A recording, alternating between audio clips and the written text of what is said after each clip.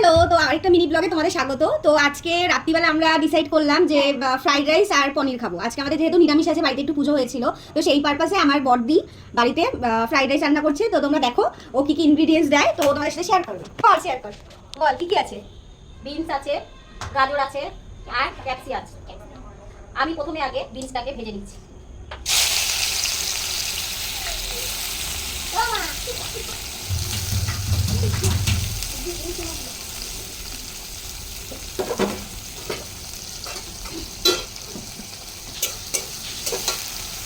তারপর আমি গাজরটা দিয়ে দিলাম, দুটো একসাথে ভেজে নিচ্ছি আস্তে আস্তে।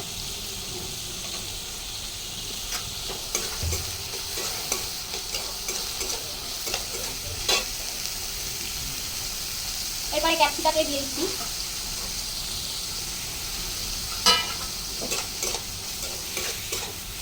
একদম হালকা করে ভাজতে হবে।